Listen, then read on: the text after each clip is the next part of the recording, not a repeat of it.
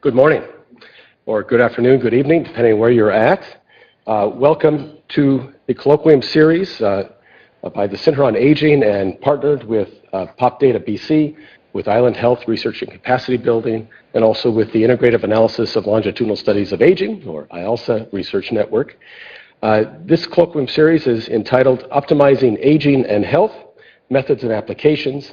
And this fall, we're starting with what is primarily a methods focus. Andre Koval has presented 2 sessions so far. These are currently available, recorded and available on our website.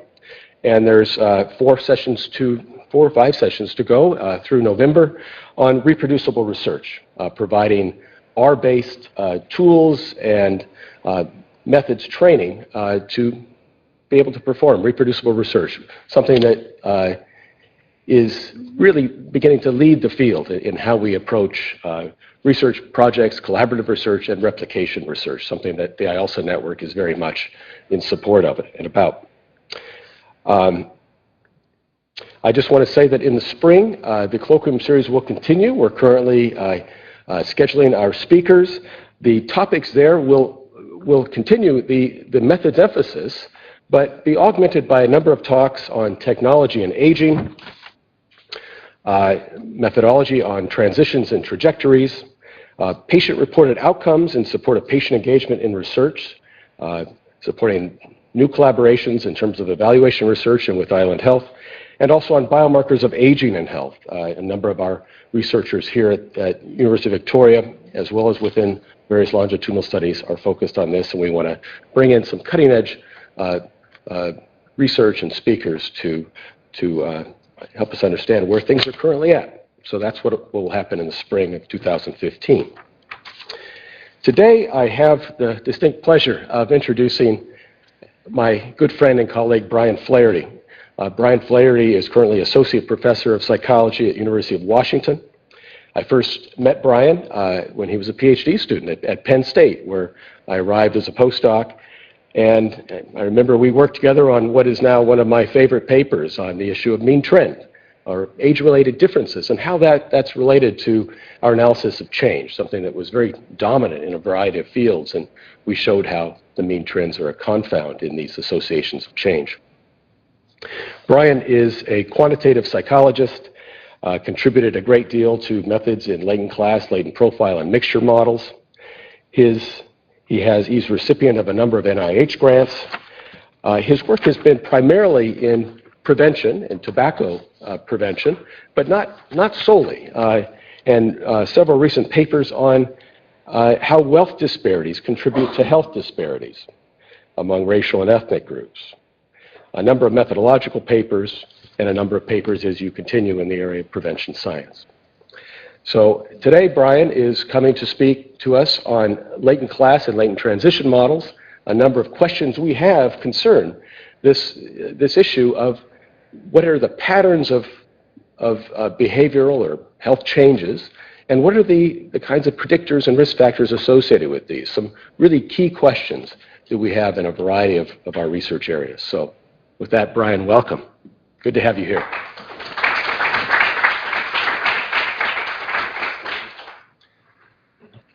Thank you. Good morning. Thank you, Scott, for inviting me and for the introduction. It's very nice to be here, and thanks for coming. I will jump right to the slides. I'm supposed to give that cue, so a screen changes. And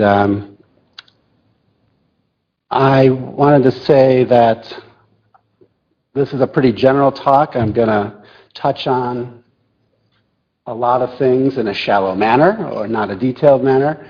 I'm quite happy to entertain questions, comments, clarification throughout the presentation, if you like. I understand there's a Q&A afterwards, and that's fine too, if you want to hold questions to the end. But if you have questions during the presentation, please feel free to interrupt and ask. I've targeted it, like I said, pretty generally, and so I'm going to touch on many, many, many aspects of using these models. Many might have been too many. Just one many. But I'm not going to go in depth in many of them. So my goal is to start with a very simple model, simple categorical data latent class model. And my emphasis is on doing science and kind of extending or developing theory. To the extent possible, I'll talk about a longitudinal model or two. And also I want to compare and contrast them kind of along the way, not so much on diagrams, but just discussion with models you might be familiar with to kind of think about how these different models answer different questions. And then I want to end with discussion of some of the challenges that I think we run into when using these models. I will try to be clear in identifying what my opinion is from what I think the broad literature might say, but the broad literature is thin in a lot of places. So to start, there are these labels, latent class mixture models. They used to mean kind of precise statistical models. Now they're kind of used interchangeably. And they refer to actually a huge class of models. And you may think this or you may not really think of this, but any statistical model you're used to looking at, like a regression model or a factor model or a survival model or a logistic regression model, if you just put the little summation over classes in front of it, you've made it a mixture model. And so almost any statistical model that you may work with in your own domain, you can turn it into a mixture model. It may not be very well estimable. I mean, there may be all kinds of problems with trying to use it, but you can take all these models and you can have a mixture of t-tests if you really wanted. The use of these models has grown greatly, and Scott talked about this a little bit at the outset. People like these models because they kind of map onto this idea that there are different groups of people in my population. So there are people who might behave in qualitatively different ways. And that's, I think, at root what we're trying to do with these models is identify different subgroups that are scientifically interesting. For example, that may respond differentially to intervention efforts. However, and I think this third bullet is, I don't think it's an overstatement, we don't really understand how well many of these models work in real data. We have simulation papers published on how to use these models. We have examples in quantitative papers in data sets where they work well, but I seem to make it a pastime of mine to run into data sets where they don't work well. And so I'm going to touch on some of those things today and talk about some of them along the way. And I also, the last thing, this motivation, I just want to point out, my motivation and interest in these models is to think about them as measurement models. So the way we think about using a factor analytic model as a measurement model. And I don't think many people are doing that. I think people are starting to, but I don't think many people have been doing that historically. And again, I mentioned theory development. I think when you read a lot, so like Scott said, I work a lot in substance use, tobacco use, addictions, other health behaviors. And a lot of the papers that use latent class and mixture models, they use a very theory agnostic way of coming to a solution, and then in the discussion they talk about, well, we discovered these phenotypes, or we discovered these types of people, and that's what we need to target. And if you don't think about measurement beforehand, I don't know how confident you can be that the 4 classes you discovered are the 4 classes in nature that we need to be thinking about. So that's kind of why I'm trying to iterate back and forth between measurement and theory development. And for a very long time, I've been very interested in this, trying to match the statistical models and the data we collect to the science we're interested in doing. People in here, some of you are in psychology department. Psychology has a long cherished history of pretending everything is multivariate normal, even when it's ordinal and it's bimodal. And it was that kind of running into that again and again and again that got me interested in categorical data models in the first place. So that's, yeah, kind of an overview. So I like doing this. I love showing fish pictures to social and health scientists. So this is a concrete example. I hope this makes it crystal clear what latent class and mixture models are trying to do. One of the early applications, this is true, one of the early applications of mixture models was in fisheries research, where people wanted to know the proportions of male and female halibut in some area. Halibut live around here, you can go catch them. and I think they're important market fish, whatever, and so people cared about it. I have conveniently shown you the private side of the fish, and if you look at it, you cannot discern the gender, the sex of the fish from external inspection. You have to cut it open and look at its guts. So if I'm a fish researcher and I want to keep my population of halibut going, I don't want to take samples periodically, cut them and kill them to see what gender they are, sex they are. However, what we know in the world of halibut research, and they knew this in the 70s, and this was one of the early applications of mixture of normal models, what we know is that females tend to be larger than males tend, probabilistic word, imprecise. And so what people did is they got a sample of halibut, and they took a bunch of measurements. So they measured the length from tail to nose, they measured the weight, they measured the girth, they measured whatever you want, the distance between eyeballs, whatever. And this graph in the middle is just me making up data. I don't think it's real fish data. But let's say you did that. One of the dimensions, maybe length of the fish, might look like this black line, this outside line. So that's the collected data. The data, if we were psychologists, we'd look at this data and go, wow, that's normal. And we would be off and just using it as a normal distribution. But what this black line is actually is the sum of these two component distributions, these two distributions underneath, the green and the red. And that's what mixture models are doing. They are identifying, latent class models too, these are synonymous. I'm going to try to just use one, but I'm going to fail. So I'm going to be jumping back and forth between latent class and mixture. I'll try to use latent class. But what these models are doing is identifying or estimating the parameters of distributions underlying your observed data with some assumptions, and we can touch on those. And so in this case, and this is one variable, but let's say we had 3 or 4 others, other measures of the fish size, the algorithm, the computer algorithm, is going to find estimates, mean estimates and variance estimates for component distributions. In this case, we're pretty confident there's only 2 mixture components, only 2 classes, one for male fish, one for female fish. So we just have to fit a 2-class model. It's not an exploratory model in terms of the number of classes. And what we do is we then look at all these component distributions, and as I drew it in here, let's say in general across the different size measures, the green distribution was to the right, was larger, heavier, bigger, whatever, and the red distribution was to the left. One of the quantities we get out of these models then is a proportion in the population linked to the one class. And we'll go over that again. But what we would get from this is an estimate of the proportion of halibut in the population we've drawn our sample from who are members of the green curve distribution.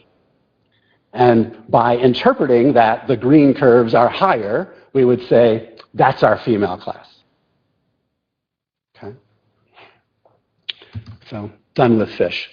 The other thing I wanted to do quickly, again, to try to link it maybe to literatures you've read, so latent class and mixture models, I'm talking about wanting to use them as measurement models. If you read literature on latent class and mixture models, you'll kind of see these 2 comparisons, often in different papers. So one world of people talk about latent class and mixture models as types of cluster analysis, types of classification models. Cluster analysis classification is a huge world of approaches and algorithms and hard classification, fuzzy classification, et cetera, et cetera, et cetera. Mixture models and latent class models are a type of classification. We're trying to put people into bins. We're trying to put people into categories. We can have structure on those categories. Often we don't for latent classes. But often cluster analysis, the goal of cluster analysis is to chop up your data into groups and then talk about those groups. You're not thinking about measurement usually. You're just looking for some interesting or efficient partitioning of your data. So we might use those clusters scientifically, but again, often in cluster analysis, we don't think about what items are we using, what measures do we have the right measures we need to differentiate the classes we care about. On the other side, on the other hand, people, and I've done this many times in my own writing, will say, oh, latent class analysis, you can think of it like factor analysis. It's a categorical analog to factor analysis. It's a latent variable model. We measure some data, and we propose a latent variable to explain how those data are associated. So in a factor model, we have a covariance matrix. We put the factor in. We say the factor explains the covariance structure among the items. Well, in a latent class model, we're doing the exact same thing. We put a latent class variable in, and we explain the association structure in our categorical data with the class variable. Okay? So in this world, in the kind of factor analytic or latent variable world, we have a function, we link the variables to the latent construct, we get measurement error estimates, and we're going to get those in latent class analysis or mixture models. You get estimates of residual variance. But again, most people who are writing in the world of categorical data or latent class models aren't usually thinking about them as measurement models, measurement latent variable models, like they would naturally think about and talk about factor models and item response theory models. Okay? Again, feel free, any questions, just please ask. Okay, so that's hopefully contextualizing the models. So this is, we don't have to spend a lot of time on this, I just want to give you a sense of what the data are. So in the very, very basic latent class model, let's say I have 4 items. The first 2 of them have 4 response categories, and the second 2 are binary. The data that we're analyzing in this model is the 4 by 4 by 2 by 2 categorical table, the cross-classification table of everything, of all those variables. Is anybody here familiar with log linear models? So latent class models are a kind of a log linear model with a hidden variable or a missing latent variable, completely missing latent variable. And so what we're doing in this then is we have our observed, so in factor analysis we have our observed covariance matrix. Our goal is to specify a model and reproduce that covariance matrix well. In latent class models and mixture models, our goal is the same. We have some observed data. In the latent class model, it's this categorical or contingency table. And our goal is to specify a model that reproduces an expected table that fits the data well. So it's the exact same mental exercise of model fitting that you do in a confirmatory factor analysis, structural equation model, and all kinds of other models that people run. Okay? And so you can think of it also, this latent class mixture models, as a data reduction exercise. We have multivariate data, I have a bunch of data. If I have a 4 by 4 by 2 by 2, that's, oh my God, 4 times 4 is 16, 32, 64 cells. That's 64 cells in my table. If I can summarize the association structure of the 64 cells in that table with 4 classes, that might be a more interesting scientific representation of the phenomena. So I like doing this because it walks through the parameters and it also kind of highlights thinking about measurement. So again, I'm starting with a simple latent class model. So I have some categorical. These are made up data. This isn't even real data. Just made up table to make a point. But say I have these 3 categorical binary items. Have you ever smoked 100 or more cigarettes? Have you ever smoked every day for a month? These are 2 very common public health indicators of ever being a regular smoker. So these show up in all kinds of public health data sets. And then this last one, do you plan to smoke next year? That's an intention item. It's been shown to predict various things. Let's say, so I have these 3 items. So let's say there in my population, there are really 2 groups of people, some experimenters and some heavier smokers. So what we have then, if you look at these first 2 columns, then this is the probability of a no response to this item for people who are in the experimenter class. So if I was in the experimenter class, I would be 98% likely to say no, I've never smoked 100 or more cigarettes. That's what that model, that's what that number means. Okay? This is our analog to a factor loading and a factor analysis. It's one of the quantities that links the item to the latent class. But I said that this is an error model. We can think of this as measurement error. We can think of it as within class heterogeneity. We can talk about that at the end if people want. But we might expect 2% of people to say yes, and that might be error. Okay? Conversely, this other class, 97% chance of saying yes to this item, 3% no. Okay? So the people in the 2 different classes have different distributions of response to this item. Okay?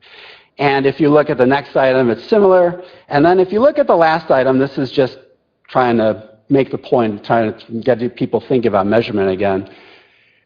In factor analysis, if you have an item that doesn't do well measuring, it's not a good item. It's not a good indicator of your latent construct. You throw that item out because it's not a good measure for anyone in your population that that factor is modeled on. In latent class analysis, and this is a difference in terms when you're thinking about measurement in these models, in latent class analysis, you can have an item that's a really good item for one class or two classes and a poor item for other classes. And so this last item is sort of an example of that. Maybe this, do you plan to smoke next year? Maybe these experimenters, it's like a coin toss. That item is not helping us really understand the people in the class, but nor, if we were to step back and look at reliability analysis of these data, it's not a reliable item for identifying that class. On the other hand, this plan to smoke next year, 80-20, 80% yes for the heavy smokers. Again, these are made-up numbers, but they're not that weird.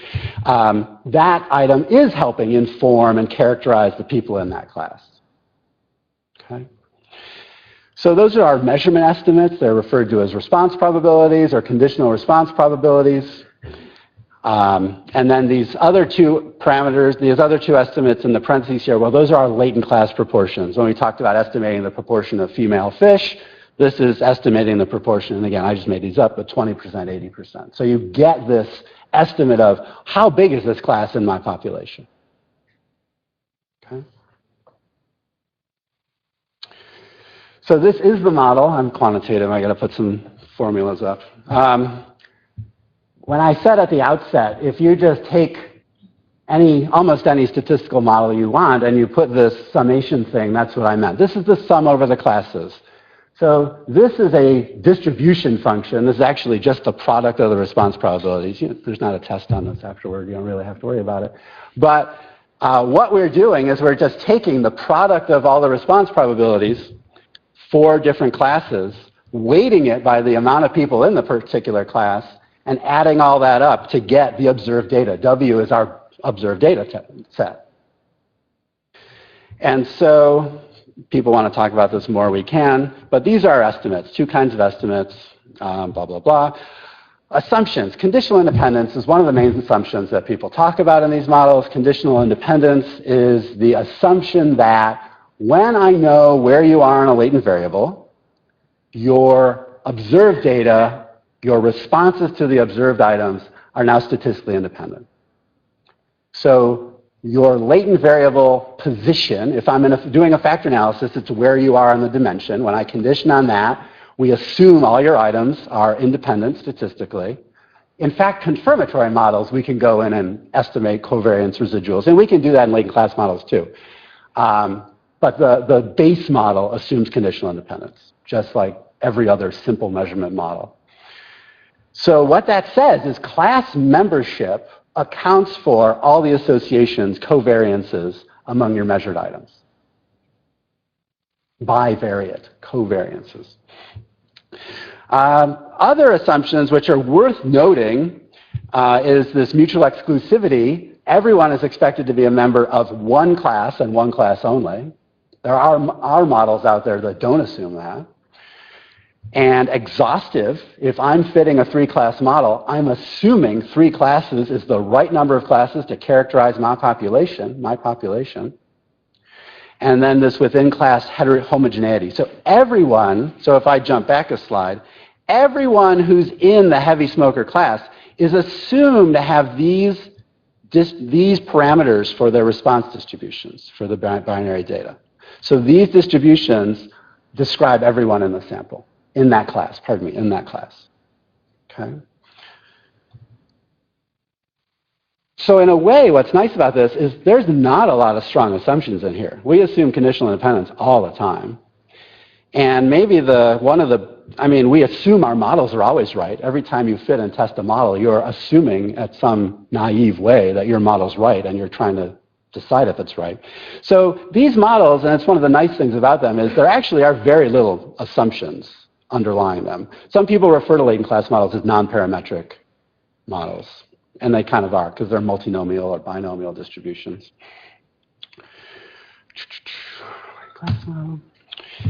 Okay, so this is a horrific topic, and we could have a whole year of a seminar, weekly, maybe a couple times a week, and read and talk about this stuff.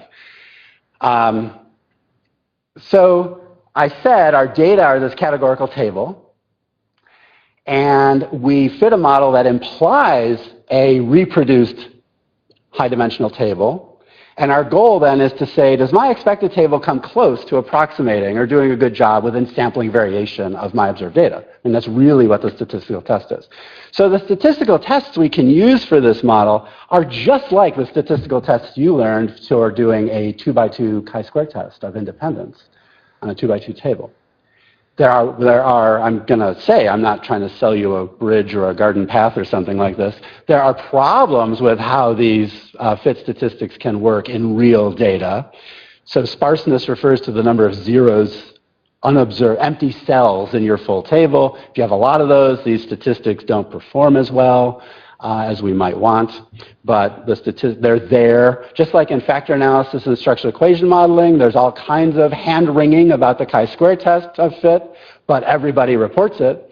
I would like, in the world, everyone to report these statistics for their latent class and mixture models.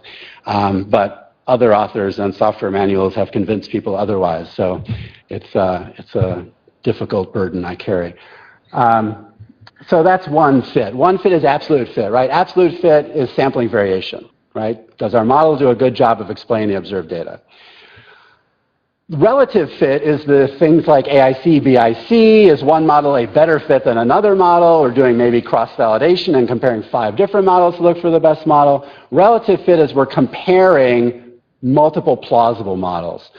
And I would say, unfortunately, this is really where most people who are writing these models in the substantive science and writing papers right now, this is what they're relying on. They're reporting whichever one they might like, and there's a paper out there, I'm sure, that says it's okay to use, and you cite that paper, and they say, okay, well, and a lot of people like BIC, and so I sound like I hate BIC. I don't hate BIC. It's just everybody uses it. And so they might use BIC. BIC is what's called an information criterion statistic. It's rooted in Bayesian statistics and Bayesian theory. Smart people developed it. It's totally a fine thing. It tries to balance model fit with model complexity. Is everybody familiar with that idea? Everybody is these absolute tests, these things, right? If you add parameters, they're going to fit better. They could be garbage parameters, just accounting for noise. But the fit is going to improve incrementally better. These, wrong way.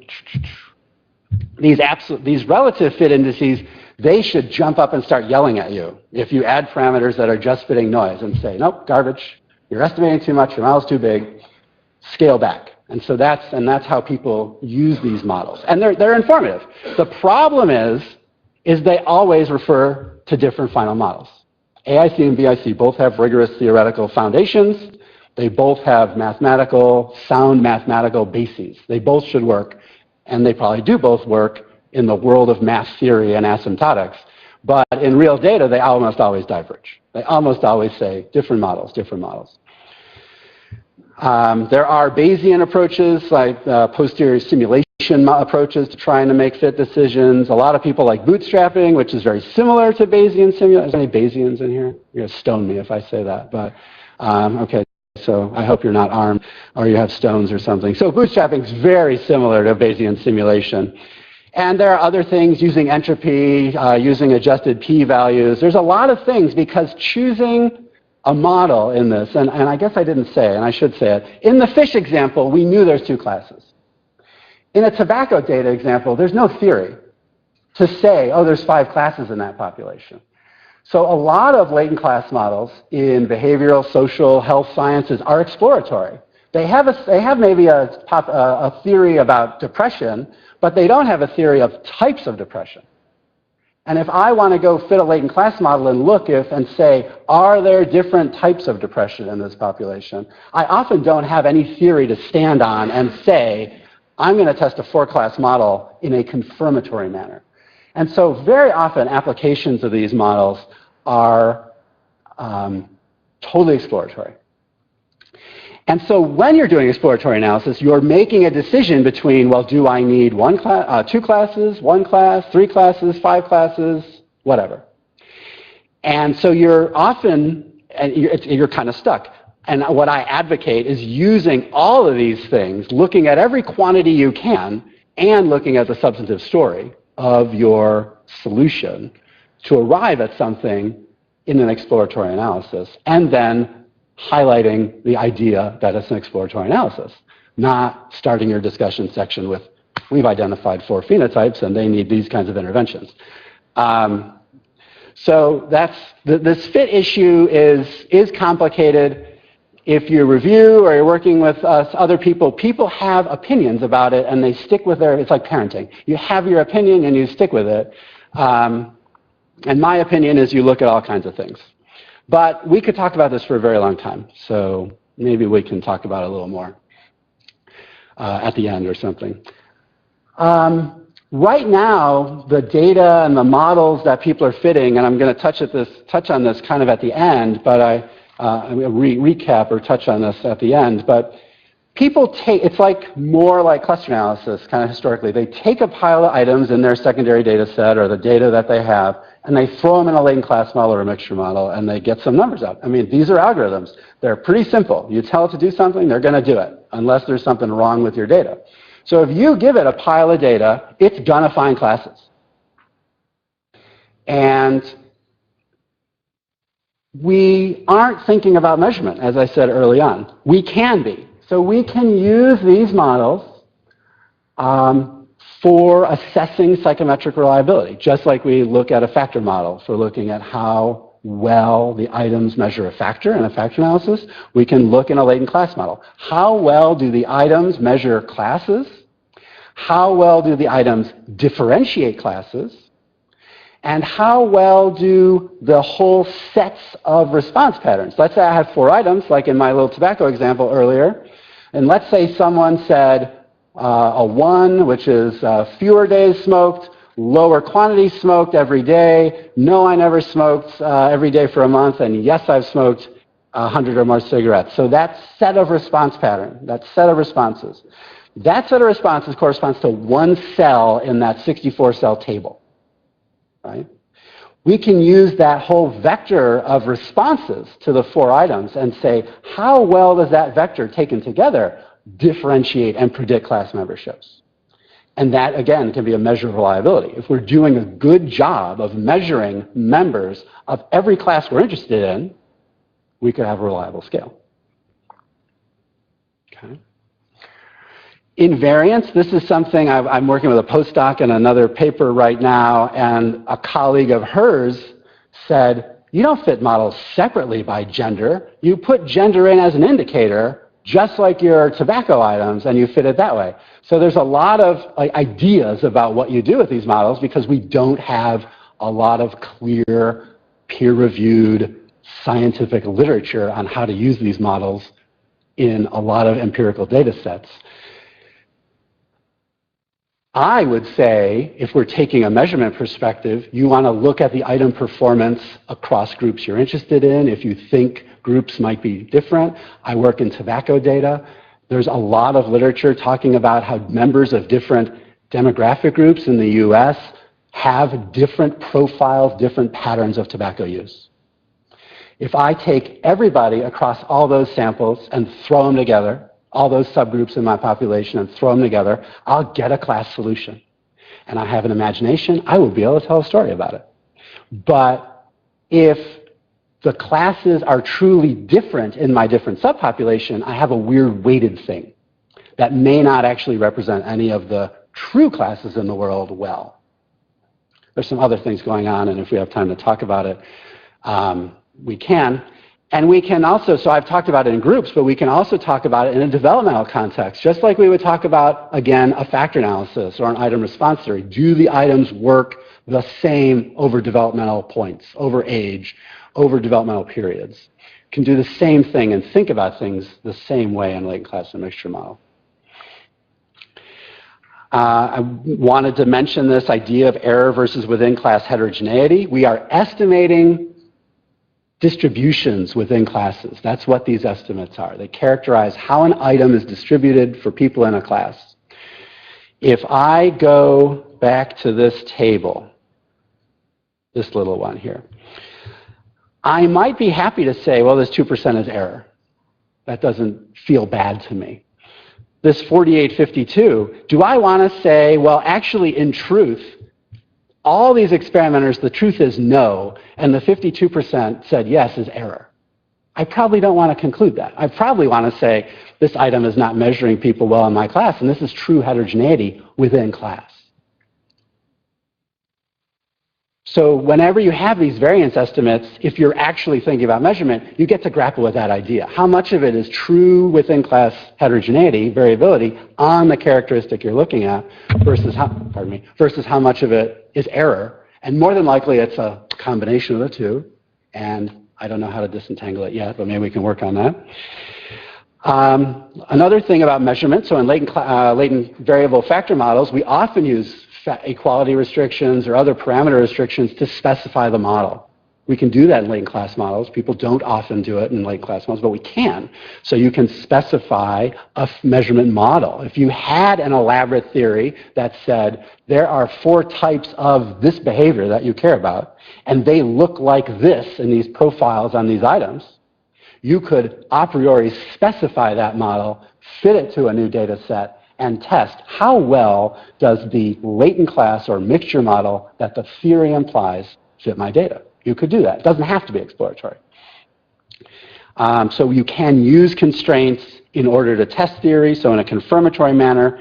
You also can use constraints to highlight similarities and differences across classes, which can be useful. And also, by using constraints, you reduce the size of your model. One of the problems with these models is they get very big very quickly, and you need huge data sets to try to get decent estimation on some of these very big models.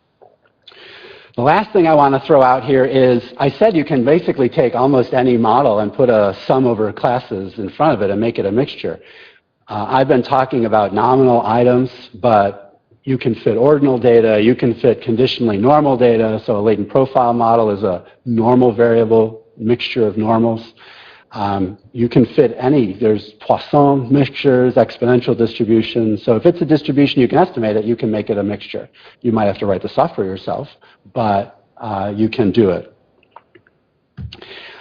I'm going to jump over this. I think we've been talking at a kind of high level, and we can go back to looking at an example if people want, or if we need at the end. I want to jump to some of the longitudinal stuff because I know people are interested in that here. So I've been talking about you have a block of data and you divvy it up into classes. So that's a big contingency table, like I said. Well, we can take that big contingency table and basically explain it another way. We can say, well, these first 4 items were measured at time 1, and so we're going to fit classes to time 1, and I measured those same 4 items again and again. I'm going to fit at each time point my 4-class model, for example, and look at how people change in their class memberships. Okay? So now instead of just estimating what proportion of my sample or population is expected to be in a class and what are response probabilities, we're basically disentangling that what proportion and expressing it as a starting point and then a transition and then a transition if we had 3 time points. It's the same raw data. We're just reparameterizing it now to build in a longitudinal structure. Okay?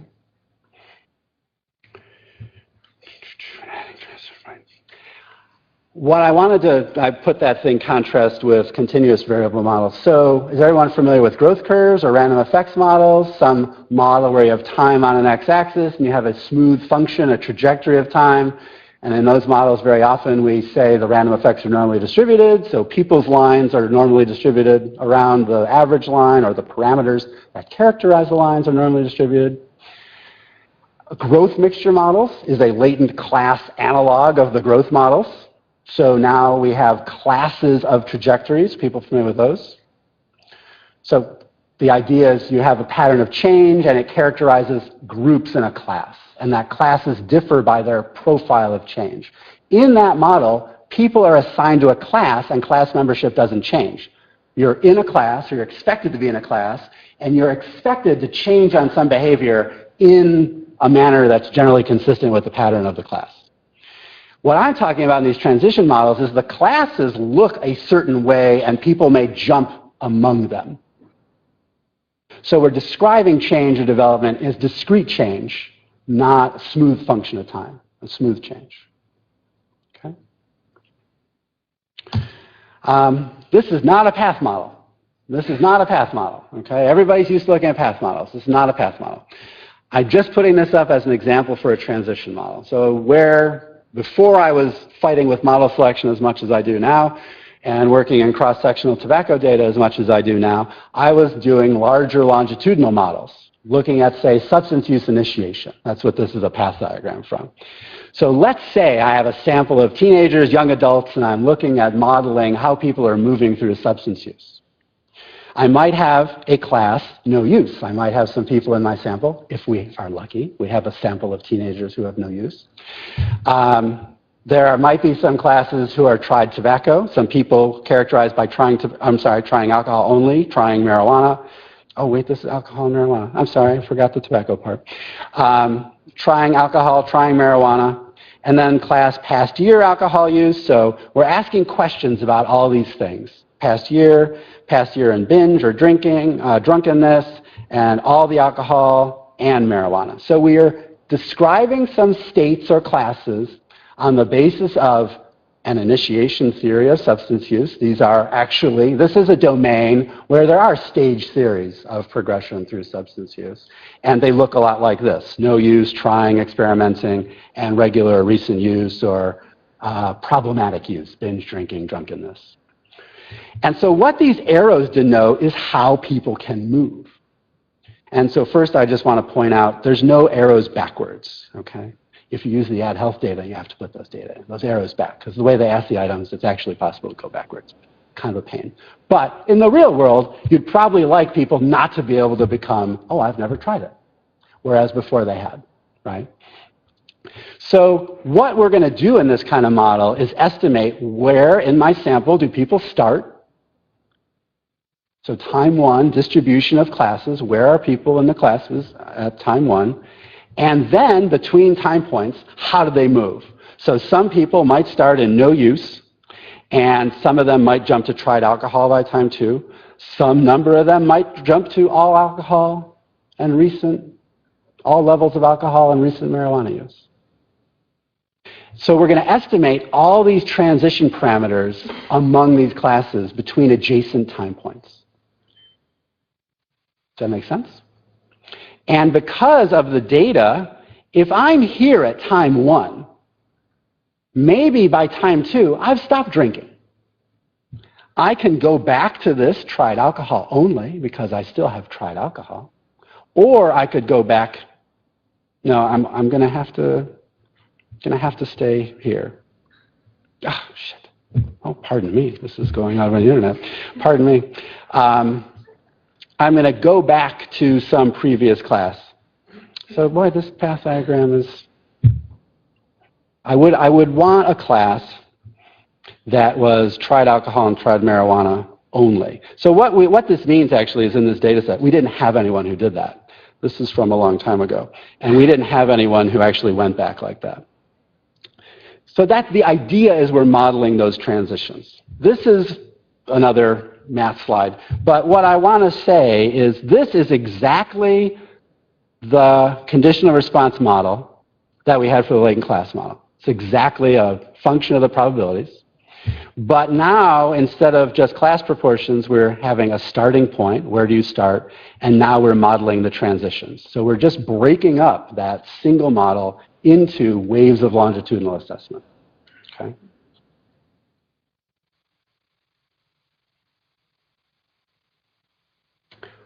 This is just to get it into your head, make it clear how big these models get. Okay? So with those 6 classes that I had on that little knot path diagram, every transition matrix between adjacent times is a 6 by 6 transition matrix. That's a lot of estimates. Yeah?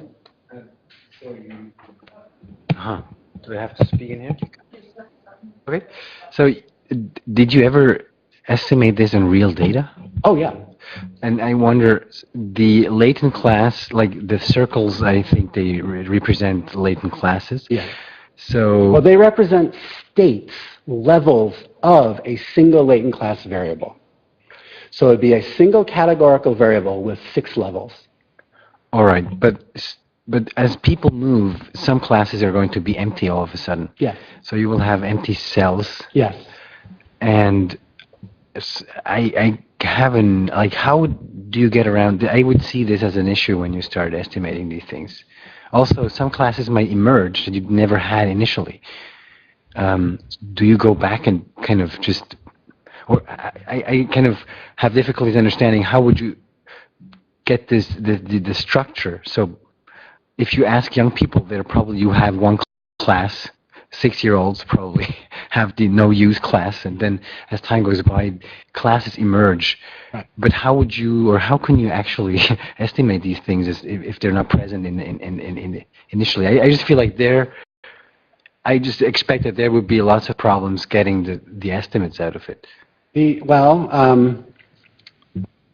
So you referred to zeros and empty cells and zero estimates. Those do happen quite often. So estimates on a boundary happen quite often in these models. And a maximum likelihood EM algorithm will just go to that boundary and stop, and it won't complain. A Bayesian simulation technique is not going to like that. But an EM algorithm we're not doing a Bayesian analysis, is going to go to that boundary and sit there. If you have a big model and really no one is scattered across those classes, yeah, it's not going to estimate. It's going to bomb. So if I took the situation you're describing, where I have a bunch of 6-year-olds and I follow them for a long time, maybe every 3 years to keep it estimable, and if I have a priori expectations that down the road, classes like this are going to show up, I can structure my model. I can structure my measurement, and I could fix at that first time point to zeros and 1 for no use. Right? So if I were starting at 6-year-olds, I could say at age 6, everyone is in the no use class with probability 1. No one is anywhere else. I'm going to fix all this. I'm not going to estimate them. So if I had that situation, which I've never encountered, but I mean, you could possibly do it, right? You could fix that, specify it, and then later on test and try to estimate transitions from that one in subsequent time points. Okay, so this is basically confirmatory analysis. Like you come up with these circles before you start.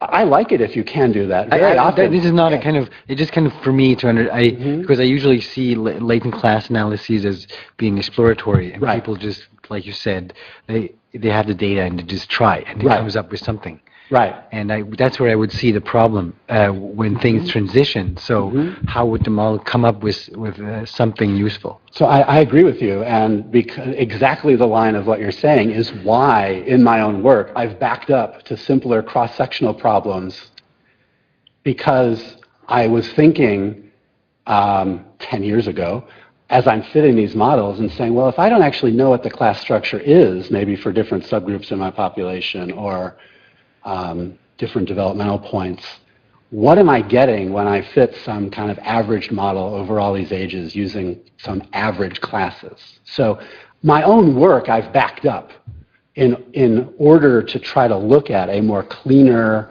or what I feel is a better classification cross-sectionally, in order to then walk from there and say, okay, well now I have some understanding of where people are, what they look like. Can I extrapolate from that and imply some classes and then go test it in a transition model? If you really had, let's say you had 4 time points of adolescent substance use and you're interested in doing this kind of model, but you didn't have any a priori class, it'd be kind of a mess. You'd be estimating all kinds of things unless you made a bunch of assumptions. Like if you went in and said, I'm going to do an exploratory 3-class model and look at change in 3 classes over my 3 time points, but I'm not going to specify a priori what those 3 classes are. But I'm going to constrain my measurement parameters to be the same across those 3 classes. Well, now you're making some assumptions about the response probabilities over time being stable. And you could do an exploratory analysis like that. I'm not sure how good what you would get I'm not sure how good your results would be. What we were doing when we were doing these onset models is there is some sense where there's a question that says, have you ever tried this or have you ever tried that? And trying is one of the stages in these onset models in substance use. So a transition from no use to trying was logical. I like logically implied stages and statuses when you can find them. We would have data sets where there were no marijuana users in the whole sample. So we wouldn't include this tried marijuana, right? So we were doing confirmatory in a sense, because we were trying to specify class structures and then fit them. But they weren't totally a priori confirmatory. We kind of looked at data, said, look, here are some dominant response patterns. And I've backed up in my own work to trying to do more exploratory work, but do it around designing a measurement instrument. Please. Brian, could you please clarify, these circles are categories of measurement or latent classes? So in the halibut example, right, we have one latent class variable with 2 levels, male, female. And we're estimating the proportions of fish in each of those. And they happen to sum to 1. So we're really only estimating 1, right? Because if 50% are male, 1 minus 50% are female. Okay? So it's one latent class variable with 2 levels, nominal levels. In this case, I have a latent class variable with 6 levels. And I've measured it at time 1, I've measured it at time 2, I've measured it at time 3. And as I'm talking about it right now, it's unstructured. Those 6 levels are just categories.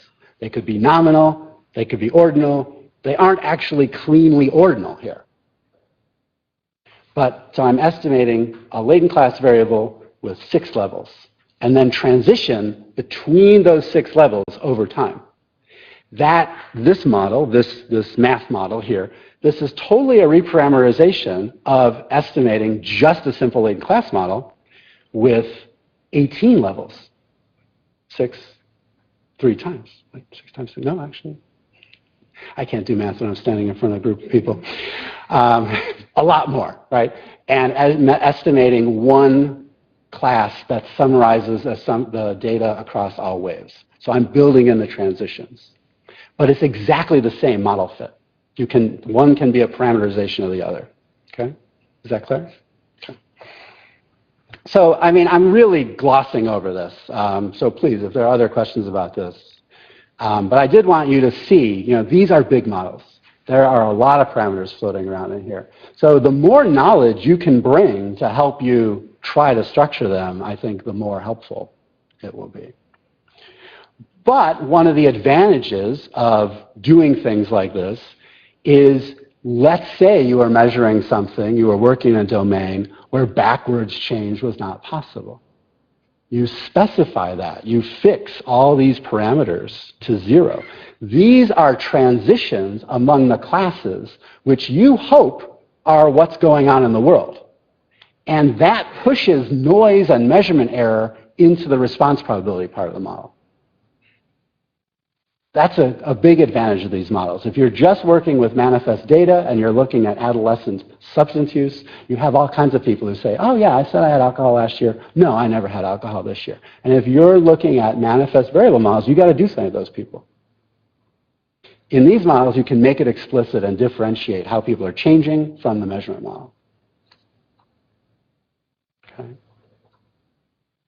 So in the interest of time, I'm going to move. Let's say someone wanted to talk about an analog of the transition model to a cross-domain growth curve model. So change in one thing, predicting change in another. That's what this diagram is, and that's all I'm going to say about it right now because we don't have time. But I published a paper on this in developmental psychology looking at these things, how change in psychological state, change over time, was predictive of change in substance use over time in a categorical world, categorical latent class world. Let me get to a couple of these things and try to wrap it up. So, like I kind of touched on this, but I want to, I just want to nail this because I think it's really important. I think a lot of people are using these models purely as descriptive. They have data set and they just want to fit the data. And that's totally fine if you're upfront that that's your goal. I got a data set and I want to reproduce the data set. So I think when we blindly use one fit criteria or an arbitrary fit criteria and we're not really critically thinking about what are the implications of different models scientifically, I think that's all we're doing. We're doing descriptive work. I'd love to see more confirmatory work in the substantive science areas. The areas I see and read, I don't see it very often, but I'd love to see it. I said this about we often don't have enough theory to specify, so often we are left doing exploratory analyses. And I've got this last thing here about start with simpler models. And I say that, so I'll say that a couple ways. So maybe if you had a transition model that you cared about, starting with cross-sectional models and looking at how classes work cross-sectionally, do they seem to look good? Do the parameter confidence intervals overlap longitudinally so you can be kind of confident measurement looks the same over time? But I'm also bringing this up to say, thinking about really simple models like a latent class model or a latent profile model, rather than a factor mixture model. Has anybody heard that term? So it's a latent class model, a mixture model, like what I've been talking about, but instead of response probabilities, we're fitting an entire latent variable factor model with covariance structure underneath within every class. A huge parameterized model with all kinds of parameters in it to soak up the slop in your data and model covariance in all kinds of different places. And what I'm trying to one of the things I preach as I'm on my soapbox like I get to be right now, and thank you for providing one, is that we're measuring all these things, right? We design our measures. Instead of being handed a data set and saying, oh, these are the items we should use, let's look at nicotine dependence phenotypes. If we were to back up and say, okay, well, what characteristics would I expect to differentiate nicotine phenotypes? Those might not be in the data yet. And instead of taking a data set that's been handed to you and saying, well, gosh, I need to use this super highly parameterized. I've presented big models to you. The models I'm presenting are simple and small compared to factor mixture models. They're many, many, many times more parameters. So instead of appealing and jumping to the biggest factor or latent variable, latent mixture models that we can fit, maybe we can think about what measures and data and items are we collecting, and if we ask the right questions and collect the right data, maybe these simpler models will actually work better. I kind of harbor that hope, but it's just a hope right now. We talked about this. I just want to reiterate, people are using these criteria. I read scientific papers all the time where we say, well, because of parsimony, I take the 3-class model, or because of parsimony, I take the 4-class model. And they're exploratory analysis. I would really love people to say, well, the 3-class model looked like this. The 4-class model added this. The 5-class model added this, but that last class is nonsense. So we're going with the 4-class model. I would find an argument based on statistics and science more defensible and easier for me to work with than an arbitrary, well, I like this fit statistic, here's this paper that says it's good, and I'm going with it, and I'm not telling you anything else about what happened before. What to do with small classes. You'll read papers in literature that say small classes are nuisances, you should ignore them. I kind of not sure about that, because when we take a small class and pull it out, our other estimates are likely better. So one world where these models have been used is in labor and labor force movement. And there's people in sociology who have used random responder classes. I've had it happen once, it was very exciting, where a class of people actually came out that essentially had coin flip probabilities for all my responses. And if you're pulling them out, your other classes now are not messed up by putting them somewhere. So kind of how you use classes, I think we could be more creative than saying, well, we need 3, And that's it. So just thinking about this stuff. And then last thing is, using the items as, I just want to, people now are taking data sets that are mixes of indicators, covariates, so indicators, latent variable, covariates, outcomes, and they throw them all in and they get latent classes out.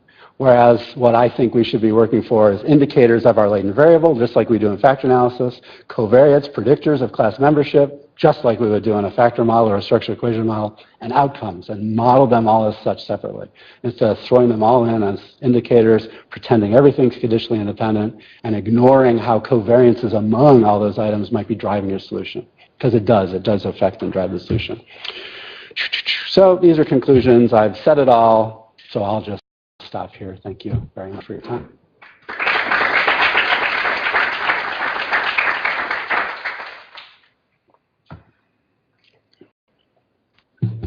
We do have a question period time now, so if there's anybody online or as well in the room today who would like to ask further questions, we're certainly open to question period.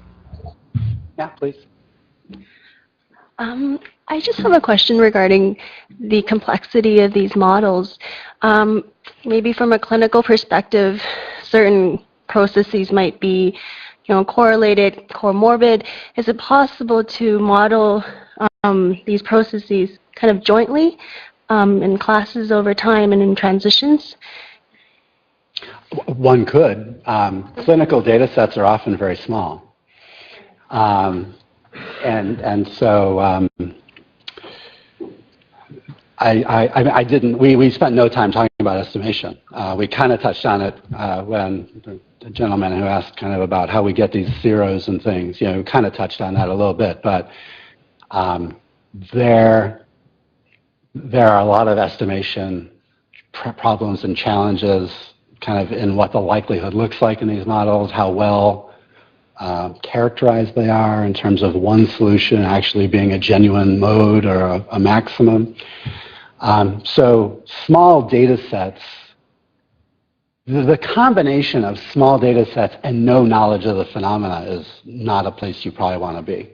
But if you had a small data set, but you were able to elaborate a structure where you said, okay, I have this comorbid process I'm interested in, and process one has these, I'm going to start with these 3 states or classes where people can move among, and then process 2 has 2 or 3 states and people move among, and I want to look at how those 2 processes are associated over time.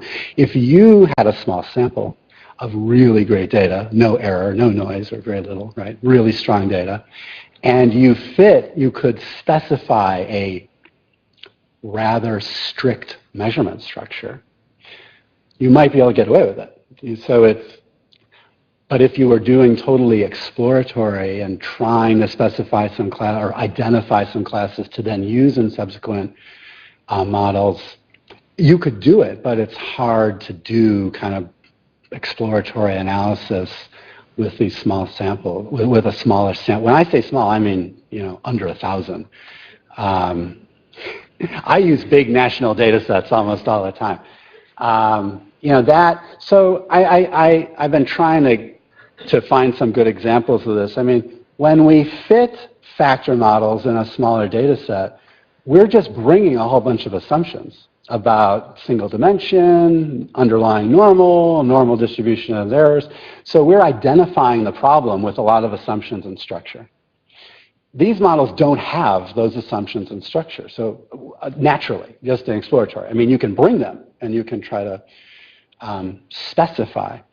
Another avenue for dealing with small samples, and I thought about it, but I haven't had a chance to do it, is to take, so in my own tobacco work, take some of the classes that I've identified in different populations from national data sets, where I have 2,000 people floating around and I estimate a 5-class model. Then go to an intervention study that someone else has collected and use my model from the national data as a starting point, maybe in a Bayesian analysis, and look at how the structure from the national, how does that fit with the intervention design and outcome assessment that they did in the smaller study. I've thought about it. I haven't had an opportunity to do it yet. If anybody wants to do it, let me know. So I think there are ways to try to do it, but sample size is one of the biggest stumbling blocks often for clinical studies. In Canada, you might do clinical studies that are humongous and thousands of people. So at UW, I had somebody, a faculty member, who said, "Oh, Brian, you do tobacco research. Come meet with me and a student. We're going to do a tobacco cessation study." And we talked for a couple hours. And eventually we got to the question, how big is this? "Oh, we're going to get 28 people." And I was like, "Oh, okay, wonderful, but I can't do much with 28 people." So, but you can. If you have some ideas, you can specify it. Could you use this analysis to track changes in cognitive status over time? For example, looking at those with mild cognitive impairment and tracking those who remain in that state versus those who improve into more typical functioning, and then those who decline into dementia. I'm not really sure if that analysis has been applied to that, but that's a common issue in cognitive aging. So I don't know if anybody's done it. And I'll say, kind of repeat something I said before. It's an algorithm. You give it some data, it's going to find a solution. What I would say is if it makes sense, so in a way, depression is an interesting example. So there's decades of research on depression and treating it as a factor, treating it as a single dimension or maybe bivariate, whatever. But at some point, somebody came along and said, well, maybe there are different patterns of depression. Maybe there's different manifestations of depression, different subgroups. And they did a bunch of exploratory analyses, and they said, well, yeah, there are these externalizing and internalizing and people with psychosomatic or whatever. I don't even remember the story. But they found these different classes. So if it makes sense, if in your world of looking at cognitive function, if it makes sense to lay out patterns, to lay out profiles or classes, then yeah, you can look at transitions and membership probabilities and how people change over time. If you wanted to say, well, I have classes of cognitive function, but I want them to be ordinal, you can build in ordinal structuring on the latent classes. So everything I've talked about basically has been not utilizing any ordering information among the classes. But you could bring that. I don't think there's enough work in those models yet, but it's possible with some software. So what I would want is, or what I would say is, if it maps on to something that's theoretically compelling in the domain, and this idea of patterns of people or groups of people characterized by some common patterning, if that makes sense in the domain, then yeah, there shouldn't be a reason not to, that it wouldn't work.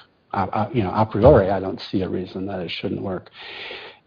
If everyone else in the domain is always treating it as a latent continuum, though, you get to spend some time making an argument as to why looking at it this way, what does it confer? What does it give us?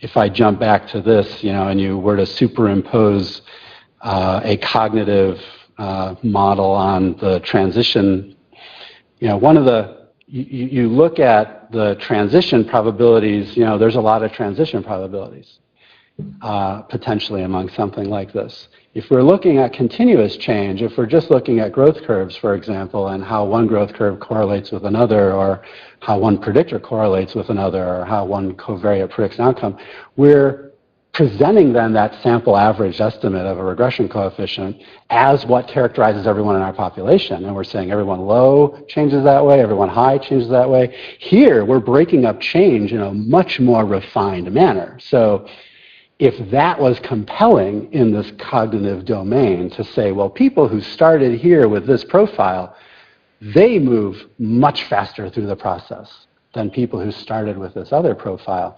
A continuous model is probably not going to show that. But a model that kind of pulls those groups apart and says, okay, here's our starting point, let's see how people change, that might highlight, different subgroup change that a kind of continuous variable, kind of population average or sample average kind of regression-based model might not show. Thank you. Sure.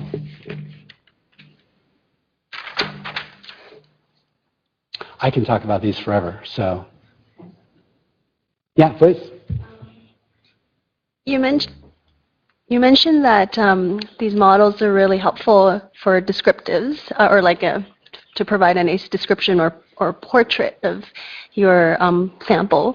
I'm wondering if you have any recommendations for how to use these in a more causal models, or in more kind of So like in an experimental, like a paradigm, like a treatment comparison? we're or- talking about kind of mechanisms of change rather than rather than characteristics of change, but like kind of just Okay. what are drivers of these change? So one way to think about what latent classes and mixtures are is, or one way to think about them is that they represent interactions among quantities that you haven't measured. They kind of underlie some combination. So I didn't really spend time on this before because I didn't want to run out of time, but this is just a plot of 3 classes profiles. This is something that showed up, one of the 3-class solutions in a smoking example. So I have indicators, and these classes are pulled apart, and the profile differences here. It's not really important to us, but you just get a sense of what it's showing. So when you say, what you say kind of in a causal, using them in a more causal, so one of the frequent motivations you'll read for why people use these models, and I'm guilty of it as well, is to say, well, I might uncover different populations or different groups in my sample who are differentially responsive to intervention. So maybe one method of intervening is going to work with one subgroup, but it's not going to work with another subgroup. Okay, so is that kind of similar to what you mean?